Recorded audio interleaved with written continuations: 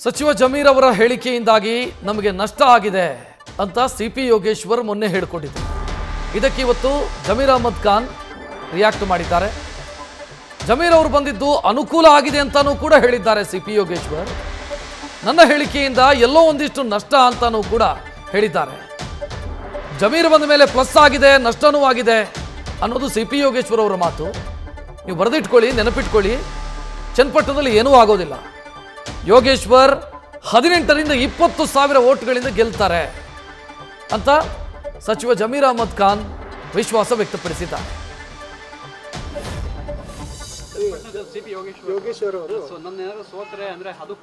ಇಲ್ಲ, ಯೋಗೇಶ್ವರ್ ಅವರು ಹೇಳಿದ್ದು ಮಾಧ್ಯಮದಲ್ಲಿ ಏನಂತ ಹೇಳಿದ್ರು, ಯೋಗೇಶ್ವರು ಜಮೀರ್ ಅವ್ರು ಬಂದಿದ್ದು ಅನುಕೂಲ ಆಯಿತು, ಹೇಳಿಕೆಯಿಂದ ಎಲ್ಲವೂ ನಷ್ಟನೂ ಆಗಿರ್ಬೋದು ಅಂತ ಹೇಳಿದ್ದಾರೆ.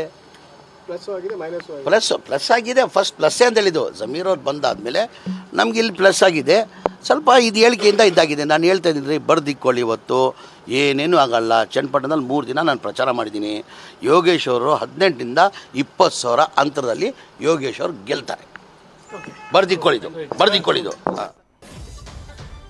ಜಮೀರ್ ಅಹಮದ್ ಖಾನ್ ಅವರ ಪ್ರತಿಕ್ರಿಯೆಯನ್ನು ಗಮನಿಸಿದ್ರಿ. ಮೊನ್ನೆ ಸಿಪಿ ಯೋಗೇಶ್ವರ್ ಹೇಳಿದ್ದು, ಜಮೀರ್ ಅಹಮದ್ ಖಾನ್ ಅವರು ಬಂದಿದ್ರಿಂದ ಒಂದು ಕಡೆಯಿಂದ ನಮಗೆ ಲಾಭ ಆಗಿದ್ರೆ ಮತ್ತೊಂದು ಕಡೆಯಿಂದ ನಷ್ಟ ಆಗಿದೆ. ಅಂದರೆ ಅವರ ಅರ್ಥ ಇದ್ದಿದ್ದು ಮುಸ್ಲಿಂ ಮತಗಳ ಕ್ರೋಢೀಕರಣ ಆಯಿತು, ಬಟ್ ಒಕ್ಕಲಿಗ ಮತಗಳು ನಮ್ಮನ್ನು ಕೈ ಬಿಟ್ಟು ಹೋಯಿತು ಅನ್ನೋದು ಅವರ ತಾತ್ಪರ್ಯ ಆಗಿತ್ತು, ಮಾತಿನ ತಾತ್ಪರ್ಯ ಆಗಿತ್ತು. ಮತ್ತು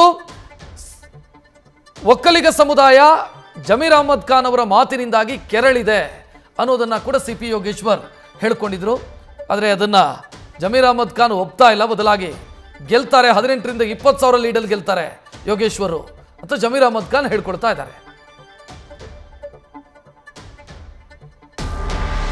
ಚನ್ನಪಟ್ಟ ಫಲಿತಾಂಶದ ಬಗ್ಗೆ ಯೋಗೇಶ್ವರ್ ನಿರಾಸೆ ವ್ಯಕ್ತಪಡಿಸಿದ್ದು ಅಥವಾ ಫಲಿತಾಂಶಕ್ಕೂ ಮೊದಲೇ ಸೋಲೊಪ್ಪಿಕೊಳ್ಳುವಂತ ಹೇಳಿಕೆಯನ್ನು ಕೊಟ್ಟಿದ್ದು, ಇದಕ್ಕೆ ಬಿಜೆಪಿ ರಿಯಾಕ್ಟ್ ಮಾಡಿದೆ.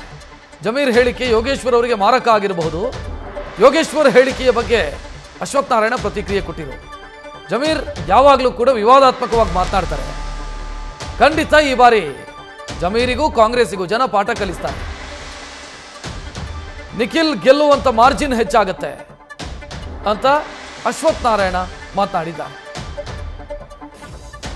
ಯಾವಾಗ ಅವರು ಕಾಂಗ್ರೆಸ್ ಪಕ್ಷದ ಕಡೆ ಹೆಜ್ಜೆ ಇಟ್ಟರು ಅವತ್ತೇ ಅವರ ಪತನ ಸ್ಟಾರ್ಟ್ ಆಯಿತು. ಯಾವಾಗ ಕಾಂಗ್ರೆಸ್ ಪಕ್ಷದ ಕಡೆ ಅವರ ಹೆಜ್ಜೆಯನ್ನು ಇಟ್ಟು ಅಲ್ಲಿ ಸೇರ್ಕೊಂಡ್ರು, ಏನು ಅವರಿಗೆ ಪೂರಕವಾಗಿದ್ದ ವಾತಾವರಣ ಸಂಪೂರ್ಣವಾಗಿ ವಿರೋಧ ಆಯಿತು. ಜನ ಕಾಂಗ್ರೆಸ್ನ ಒಪ್ಪಲ್ಲ.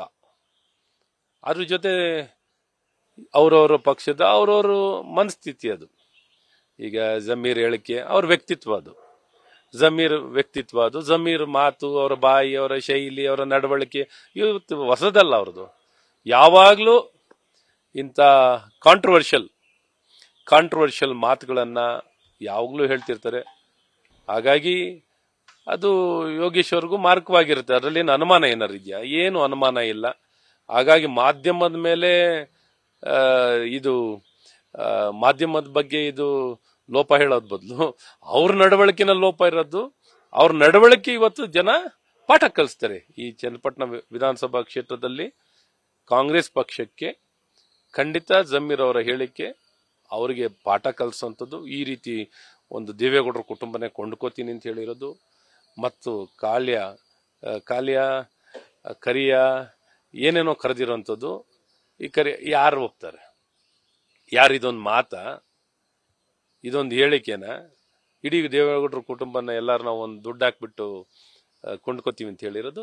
ಜನ ಅದಕ್ಕೆ ನಿಜಕ್ಕೂ ಬೇಸತ್ತಿದ್ದಾರೆ, ಬೇಜಾರಾಗಿದ್ದಾರೆ. ನಂಗೆ ಸಂಪೂರ್ಣ ವಿಶ್ವಾಸ ಇದೆ ಇವತ್ತು ಕಾಂಗ್ರೆಸ್ನ ವಿಶೇಷವಾಗಿ ಚನ್ನಪಟ್ಟಣದಲ್ಲಿ ಖಂಡಿತ ತಿರಸ್ಕಾರ ಮಾಡ್ತಾರೆ.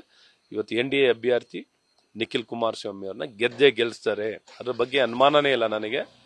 ಮತ್ತು ವಿಶೇಷವಾಗಿ ಅಲ್ದರೂ ಗೆಲ್ತಿದ್ದು, ವಿಶೇಷವಾಗಿ ಇವ್ರ ಮಾತು ಇನ್ನ ಮಾರ್ಜಿನ್ ಜಾಸ್ತಿ ಮಾಡುತ್ತೆ. ನ್ಯೂಸ್ ಫಸ್ಟ್ ನಿರ್ಭೀತಿಯಿಂದ ನಿಮ್ಮ ಪರವಾಗಿ.